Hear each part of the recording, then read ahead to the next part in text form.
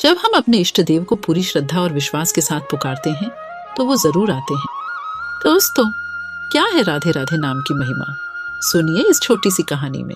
एक कुष्ठ रोगी अपने कुष्ठ रोग से अत्यधिक परेशान होकर किसी की सलाह मानकर वृंदावन आ गया। वह सड़क के किनारे बैठा रहता और आने जाने वाले हर व्यक्ति से अपने कुष्ठ रोग का उपचार पूछता। कोई कुछ दवाई बताकर चला जाता तो कोई कुछ, किंतु किसी उपाय से भी उसका कुष्ठ रोग दूर न होता।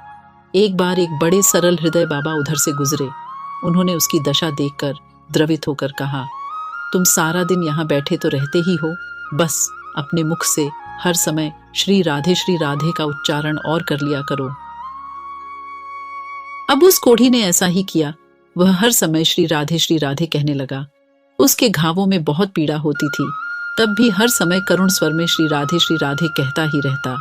श्री कृष्ण ने ब्रिज की गलियों से गुजरते हुए उसकी करुण वेदनामयी आवाज सुनी, जो उस समय भी श्री राधे की करुण गुहार लगा रहा था। भगवान राधे उच्चारण सुनते ही उस ओर भागे। कोढ़ी के पास आकर श्री कृष्ण को ऐसा प्रतीत हुआ मानो वहां कोढ़ी न होकर राधा रानी बैठी हैं। उन्होंने तुरंत उसे गले से लगा लिया और स्वयं भी भाव विह्वल होकर राधे कहने लगे। तब भी पीछे से राधा रानी बोली, प्रभु मैं तो इधर खड़ी हूं, उधर नहीं। किंतु भगवान को तो कोढ़ी में ही राधा रानी दिख रही थीं। उन्होंने उसे ही कसकर पकड़े रखा और राधे कहते रहे। कुछ क्षण पश्चात जब प्रभु ने आंखें खोली तो देखा कि राधा रानी तो सत्य में उनके पीछे ही खड़ी थी। किंतु इतने ही क्षणों में भगवान की कृपा और स्पर्श मिलने से कोढ़ी भला चंगा और पूर्णतः स्वस्थ हो चुका था।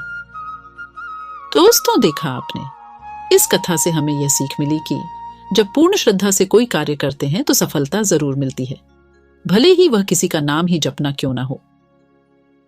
जब हम अपने इष्ट देव को पूरी श्रद्धा और विश्वास के साथ पुकारते हैं तो वो जरूर आते हैं।